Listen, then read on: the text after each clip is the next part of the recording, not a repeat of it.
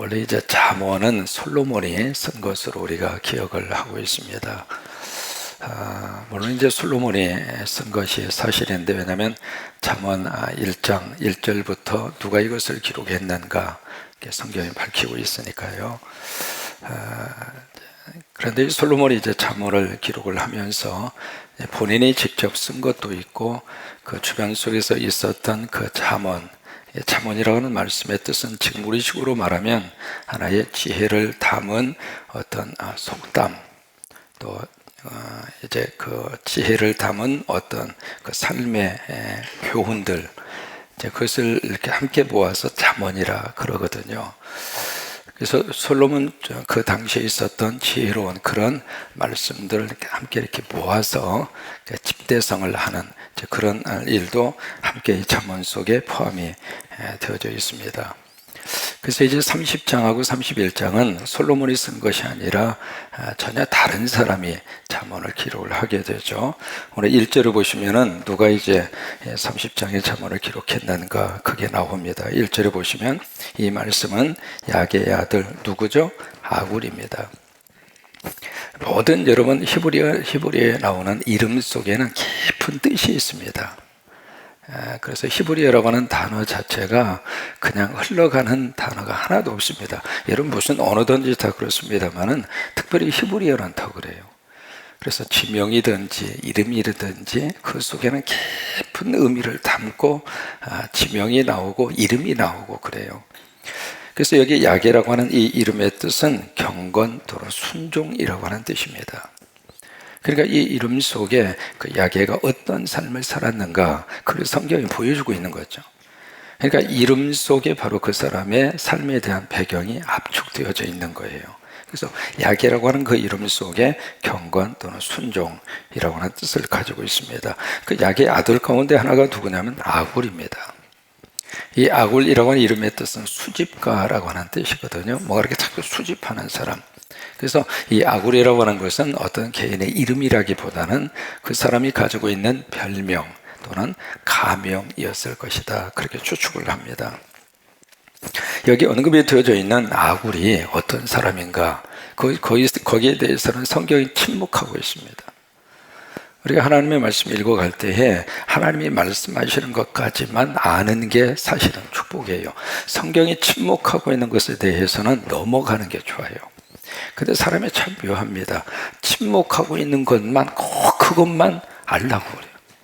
그래서 이제 성경 공부하다가 보면은 가끔 그런 엉뚱한 질문을 하시는 분들이 계세요. 목사님, 왜요? 아담과 하와가 배꼽이 있었어요? 없었어요?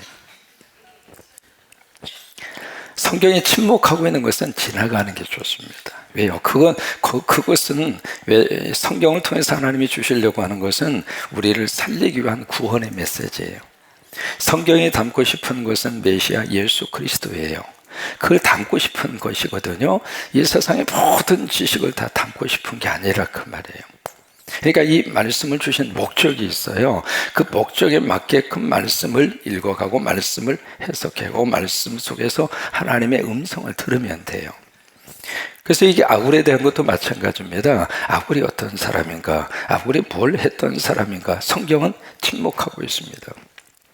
그러면서 1절 말씀에 그 아굴이 두 사람에게 뭔가 지금 잠언을 가르치고 있어요. 그 사람이 누구냐면 이디엘, 우갈이라고 하는 두 사람에게 지금 아굴이라는 사람이 그들에게 삶에 대한 지혜를 가르쳐 주는데, 여기 이디엘과 우갈이라고 하는 사람이 누구였을까? 이제 그의 자녀가 될 수도 있었겠고, 아니면 그의 친구가 될 수도 있었겠고, 아니면 그의 제자가 될 수도 있었겠죠. 근데 정확한 것은 모릅니다. 그래서 하는 말이 2절에 보시면 같이 한번 보실까요? 나는 다른 사람에 비해서 짐승이라 내게는 사람의 총명이 있지 아니하리라. 충격적인 고백을 합니다. 그러니까 이 사람이 딱 두 사람을 딱 놓고 삶에 통해서 깨달은 바 잠언을 그들에게 딱 이야기하면서 하는 말이, 나는 짐승보다도 못한 사람이다. 나는 무식한 사람이다. 그렇게 지금 아굴 스스로가 고백을 하고 있습니다. 참 이 말은요, 참 충격적인 고백이죠. 다른 사람 딱 모아놓고 삶의 고상한 지식을 가르쳐 주겠다고 딱 주겠다고 하면서 하는 말이 나는 무식한 사람이라고, 나는 짐승보다도 못하다고. 모르겠어요. 지금 우리가 살고 있는 세상은요, 짐승이 사람보다도 훨씬 대접받는 그런 경우들이 의외로 참 많습니다. 그래서 개팔자, 무슨 팔자? 상팔자. 옛날에는 애완용 그렇게 표현했습니다만 지금은 반려견. 반려라고 하는 것은 배우자라고 하는 뜻이에요. 친구이면서도 집에서 기르고 있는 애완용 동물이 자식으로 취급받는. 그래서 이제 전주에서 목회할 때 그런 일이 있었어요. 딸이 있는데 지금 나이가 거의 한 40 가까이 됐습니다. 그 딸이 이제 고대 거기서 도서관 학교에서 일을 하시는 분이에요. 근데 한 번에 이 권사님이 서울에 딸네집에 갔다 오시더니 그냥 풀이 팍 죽어가지고, 그래서 왜 그래 그랬더니 그 딸이 이렇게 길거리에 헤매던 고양이를 이렇게 갔다가 집에서 이제 기른 거예요. 길렀는데 처음에 이제 그런 마음으로 고양이를 길렀는데 세상에 고양이하고 이 딸하고 너무 가까워진 거예요. 그래서 이제 서울에 올라갈 때마다 고양이가 식구가 늘어가는 거예요. 한 마리, 두 마리 그렇게 늘어가다 보니까 고양이가 16마리까지 올라간 거예요. 이 고양이가 딱 생기고 나니까 이 딸이 아무것도 못하는 거예요. 어디 가지도 못하고. 이제 그러다 보니까 이게 고양이가 마치 자기 자식이 돼버린 거예요. 됐는데 무슨 일이 있었느냐면 거기에 이제 자기들끼리 이거 무슨 주례할 필요도 없잖아요. 자기들끼리 만나가지고 그냥 생산을 하고 자기들끼리 만나서 할 짓 다 하고 그러다 보니까 고양이가 갈수록 기하급수적으로 늘어나는데 그 중에 새끼를 낳은 거예요. 새끼를 낳았는데 그 중에 새끼 한 마리가 죽었어. 죽으니까 이 권사님 어머니가 딱 가서 보니까 딸이 너무 낳고 고양이 한 마리 죽은 것 때문에 그러고 있어서 그래서 이제 할 수 있는 말이거든요. 딸한테 하는 말이 짐승 기르다 보면 죽을 수도 있고 그런 거야. 그렇게 이야기를 한 거예요. 근데 이 딸이 엄마한테 그럴 수 있느냐고. 갑자기 눈알을 부라리더니 그냥 막 큰 고함을 지르면서 하는 말이, 네, 좀 옮겨 드릴게요. 그 딸이 엄마한테 딱 하면, 야 이년아, 네 자식 죽어도 그렇게 말할 수 있어? 그렇게 말하는. 이 권사님이 충격을 먹은 거예요. 그 고양이 새끼같이 자식이 돼버린 거예요. 그 일이 있은 다음에요, 3년, 거의 한 4년 가까이 딸하고 엄마가 완전히 냉전이에요. 얼마 전에 이제 통화할 일이 있어가지고 여쭤봤더니 아직도 안 풀렸대요. 벌써 그 일이 있은 지가 거의 한 7년 가까이 됩니다. 이게 좀 무슨 얘기냐면 짐승이 사람보다도 짐승이 더 대접을 받는 사회. 여러분, 그것은 정상적인 사회가 아닙니다. 사람이 여유롭고 고독하니까 아무도 없는 집에서 쓸쓸하게 있다가 보니까 그래도 짐승은 가면 꼬리라도 쳐주고. 여러분, 그 꼬리 치는 게 왜 꼬리 치는 줄 알아요? 우리는 반갑다고 생각하고 꼬리 치는 줄로 알지만 먹을 걸 주니까, 먹을 걸 생기니까 지금 꼬리를 치는 거죠. 그래서 이게 짐승이 사람보다도 더 대접을 받는 이제 그런 세상에서 살다가 보니까 그래, 나는 짐승보다도 못해, 그런 마음이 들 수도 있겠죠. 이제 이북에서 탈북한 분이 계세요. 근데 그분이 탈북한 계기가 아주 가슴이 아픕니다. 이분이 너무 배가 고파서 무슨 일을 했느냐면 닭을 이렇게 기르는데 먹이를 주는 일을 아마 했던 것 같아요. 그래서 하도 배가 고프니까 닭에게 주는 그 모이 콩을 몇 개 주워 먹은 거예요. 주워 먹었는데 주워 먹다가 간부한테 들킨 거예요. 들켰는데 세상에 닭한테 줄 먹이 콩을 주워 먹었다고 개패듯이 패는 거예요. 하도 얻어 터지니까 이 사람이 참다 못해서 한마디 한 거예요. 무슨 놈의 이 인민공화국에서는 사람이 닭보다도 못하느냐고. 그 말 한마디 했다고 그냥 바로 감옥으로 들어. 그게 계기가 돼서 이분이 탈북을 했어요. 이제 물론 그런 경우가 있습니다만은 여기서 지금 이야기하고 있는 이 아굴의 고백의 진정한 의미가 무엇일까? 여기서 말하고 있는 이것은 두 가지로 볼 수가 있겠죠. 첫째는 진짜로 무식한 사람이든지, 나는 그렇게 짐승보다도 못할 정도로 지식이 없는 사람이다. 그렇게 볼 수도 있겠고, 또 하나는 이 사람이 정말로 지혜로운 사람이구나. 왜요? 벼는 익을수록 고개를 어떻게 해요? 숙이는 것처럼 사람이 참 묘해요. 자신을 알면 알수록 깨닫는 것이 하나 있습니다. 그것이 바로 뭐냐면, 내가 참 모르는구나. 우리가 깊이 들어가면 들어갈수록 이 엄청난 자연과 이 엄청난 세계에 대해서 경이로움을 느낄 수밖에 없고, 또 하나, 내가 알고 있는 지식이 이렇게 부족한 것이구나, 이렇게 약한 것이구나. 그래서 이 아구리라는 사람이 어떤 의미에서 정말로 지혜가 충만한 사람, 자신의 무지를 뼈저리게 느꼈던 그런 사람, 그것이 바로 아굴이었다. 그렇게 이제 우리들이 보는 것이죠. 여러분, 공자라고 하는 사람이 그렇게 이야기합니다. 아는 것을 안다고 말하고 모르는 것을 모른다고 말하는 그것이 바로 아는 것이다. 그게 진정한 지식이라고 하는 거예요. 그래서 이제 아굴은 정말 지혜로운 그런 마음을 가지면서, 그러면서 2절에 다시 한번 보세요. 나는 다른 사람에 비해서 짐승이라, 내게는 사람의 총명이 있지 아니하리라. 그러면서 3절을 보시면 이 아굴이 정말로 목말라 하고 있는 것이 있어요. 그것이 바로 뭐냐면, 나는 하나님에 대해서 목말라 한다. 그래서 3절에 나는 지혜를 배우지 못하였고 또 거룩하신 자를 아는 지식이 없거니와. 전혀 없다, 그런 말이라기보다는 지금 이 아굴은 정말로 알고 싶고 배우고 싶고, 그리고 정말 지혜를 얻고 싶은 것이 있는데, 그것이 바로 뭐냐면 세상적인 지식과 지혜가 아니라 하나님에 대해서, 나 하나님에 대해서 더 많이 알고 싶다, 나 하나님에 대해서 목말라 한다, 나 하나님의 깊은 그 지식, 그 이야기는 머리를 말하는 게 아닙니다. 가슴으로 하나님을 느끼고 싶다, 그 말이에요. 가슴으로 하나님을 만나보고 싶다, 그 말이에요. 그 하나님을 향한 목마름, 그것이 아굴이 가지고 있는 그의, 우리 영어로 말하면 헝거 정신, 헝거리 정신, 그 정신이 아굴에게 있다고 하는 거예요. 호세아서에 보면 호세아서의 심정이 아굴의 심정입니다. 호세아라고 하는 구약 성경 있잖아요. 그 호세아 4장 1절에 보시면은 거기서 이제 하나님께서 그렇게 말씀하세요. 이스라엘아 들어라. 호세아 4장 1절에 그러면서 하시는 말씀이, 너희가 너희 속에 하나님을 아는 지식이 없구나. 그 사람들이 하나님을 안 믿은 게 아니거든요. 하나님 믿었던 백성이에요. 근데 하나님은 그들에게 그런데 너희 속에 하나님을 아는 지식이 없구나. 그러면서 호세아 4장 6절에 보시면 너희가 지식을 버렸으니, 지식이 처음부터 없었던 게 아니에요. 지식이 있었어요. 그 지식이 그들에게 있었는데 하나님을 아는 지식을 그들이 의도적으로 버린 거예요.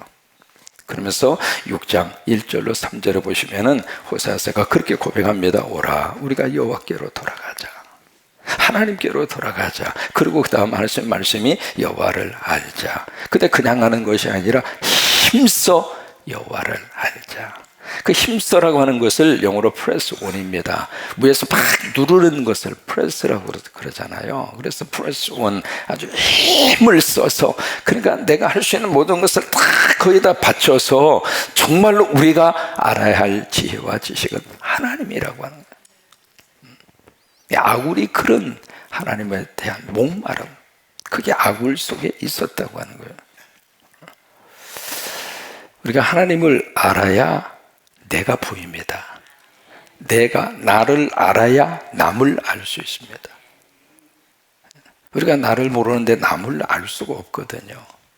그러니까 나를 알기 위해서는 하나님 앞에 서야 돼요. 하나님 앞에 딱 서야 내가 보이고, 내가 보여야 남을 안을 수 있고, 남을 이해할 수 있고, 남을 포도듬을 수 있는 거예요. 지금까지 많은 과학자 가운데 가장 위대한 과학자 중에 한 사람이 아이작 뉴턴입니다. 아주 뛰어난 천재적인 과학자죠. 뉴턴이 지금 우리 이 시대에 남겨놓은 그 과학적인 지식은 지금도 이제 앞으로도 아마 큰 공헌으로 우리에게 미칠 정도로 뉴턴이 그런 일을 하고 했죠. 그 사람이 스펙트럼이라고 하는 것을 발견을 했고요. 또 하나 반사 만원경을 뉴턴이 발견을 합니다. 그 다음에 이제 천문학에서 케플러 2, 케플러 3 법칙이라고 하는 그것을 수학적으로 증명을 해낸 말 그대로 뛰어난 천재 중에 천재죠. 또 하나는 달의 이 운동, 달의 운동, 그것을 수식으로 계산한 사람이 뉴턴이에요. 이제 그것을 근본으로 해서 달도 이렇게 탐사를 하고 그렇게 된 거죠. 또 하나, 뉴턴 하면 가장 유명한 것이 만유 인력의 법칙. 그것을 발견한 사람이죠.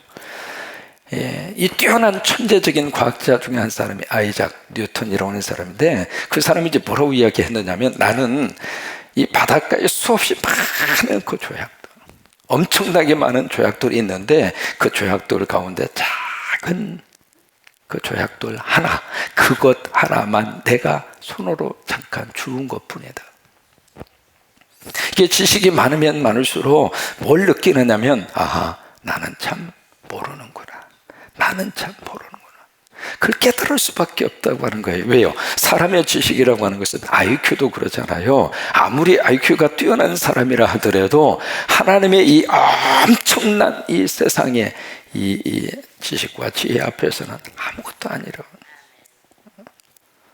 제가 이제 벌써 76년도부터 신학을 했으니까 나름대로 오랫동안 이 사역을 하고 있잖아요. 그리고 이 성경을 가지고 늘 사는 사람이 있잖아요. 그러니까 성경도 수없이 많이. 어느 해는 성경만 가지고 1년 동안 다른 책 전혀 손에 들지 않고, 내가 금년은 성경만 가지고 1년 동안 살리라. 그래서 한 달에 쭉 말씀만 가지고 보니까 한 달에 2독씩 해요. 그러니까 그 해는 성경을 24독을 했어요. 그러니까 이 성경을 가지고 평생을 사는 사람이잖아요. 성경을 좀 더 자세히 들어가기 위해서 어쨌든 나름대로 공부를 했던 언어도 꽤 돼요. 뭐 히브리어, 헬라어 뭐 기본이고요. 라틴 말도 해야 되고요. 뭐 독일어도 해야 되고, 뭐 영어도 해야 되고, 뭐 여러 가지 이 성경을 좀 더 깊이 들어가기 위한 그런 이제 언어도 그렇게 많이 할 수가 또 해야 되고요. 이제 그렇게 하면서 이 말씀 속에 들어가서 말씀과 함께 평생을 살고 있는데, 솔직한 고백이 모르는 게 더 많아요. 말씀. 지금 아굴의 고백이 그런 고백입니다. 하나님 앞에 딱 서고 나니까 하나님의 위대하심이 너무 큰 거예요. 그래서 이제 아이작 뉴턴도 이게 거대한 이 엄청난 하나님의 지혜와 지식 앞에 자신이 이 땅에서 이룩하는 것은 아주 작은 바닷가의 조약돌과 같은 것이다. 근데 이 뉴턴이 이제 나이 들어서 치매가 왔습니다. 치매가 와서 거의 그 정상적인 활동을 못 하셨는데, 그래서 제자들이 뉴턴한테 물었어요. 선생님, 지금까지 연구하시면서 가장 위대한 발견이 무엇이에요? 그렇게 물어요. 제자 입장으로서는 이 뉴턴이 이룩한 업적이 너무 크니까 다른 이야기를 할 줄 알고 딱 물었는데, 뉴턴이 뭐라고 이야기하느냐면, 내가 지금까지 살면서 내가 발견하고 내가 깨달은 것 두 가지가 있다고. 첫째, 내가 죄인이라고 하는 거. 나 그거 깨달았다고. 그 다음에 두 번째, 그 죄인을 위해서 예수님이 이 세상에 오셨다고 하는 거. 나 그 두 가지를 깨달았다고. 와, 이 뉴턴이 진짜 지혜 있는 사람이에요. 지혜 있는. 제임스 심슨이라고 하는 영국의 의사가 있습니다. 이 사람이 우리에게 왜 고마우냐면, 고마운 사람이냐면, 그 마취제를 발견해 준 사람이 제임스 심슨입니다. 지금부터 150년 전에. 그래서 클로로프라고 하는 마취제를 처음으로 이렇게 발견을 해서 우리에게, 그 전에는 수술을 할 때 마취 없이 수술을 했어요. 와, 생각만 해도 끔찍하죠. 근데 이 사람 덕분에 마취제가, 마취 딱 하고 나면 사람이 잠자는 것처럼 아무것도 모르잖아요. 와, 그래서 이제 수술의 공포에서 사람들이 다 벗어날 수가 있었는데, 그래서 이 제임스 심슨이라고 하는 사람이 참 고마운 사람이에요. 고마운 사람인데, 이 사람도 역시 마찬가지로 당신이 가장 중요하게 생각한 발견은 무엇이에요? 그렇게 물으니까 아이작 뉴턴하고 거의 같은 말을 해요. 내가 죄인이라고 하는 사실과 예수님이 나를 위해 이 세상에 오셨다고 하는 거, 나 그걸 깨달았다고, 나 그걸 알게 됐다고. 그래요. 여러분, 그것이 최고로 좋은 지혜예요. 오늘도 이 말씀 가지고 하루를 승리하는 우리가 될 수 있기를 주의 이름으로 축원합니다. 3절을 다시 한번 보실까요? 나는 지혜를 배우지 못하였고 또 거룩하신 자를 아는 지식이 없거니와. 지식이 없어서 이 말을 하고 있다기보다는 나는 하나님에 대한 지식을 더 많이 알고 싶다고. 이제 그러면서 4절부터 6가지 질문을 합니다. 6가지 질문. 그 질문에 대해서는 내일 새벽에 우리가 만나도록 하겠습니다. 그 6가지 질문 속에 하나님을 향한 고백이 그대로 담겨 있어요. 무슨 내용일까?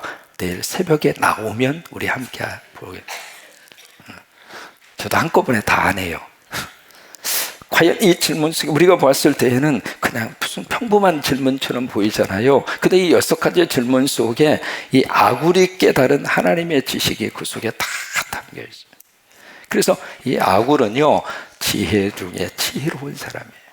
왜요? 하나님을 알게 됐으니까. 하나님에 대한 지식을 누구보다도 가장 사모했고, 그래서 이 4절 이하에 보시면 하나님, 그가 깨달은 하나님이 어떤 분인가라고 하는 사실을 이 질문의 형태를 통해서 우리에게 가르쳐 주고 있습니다. 자, 그 내용은 내일 새벽에 하기로 하고 같이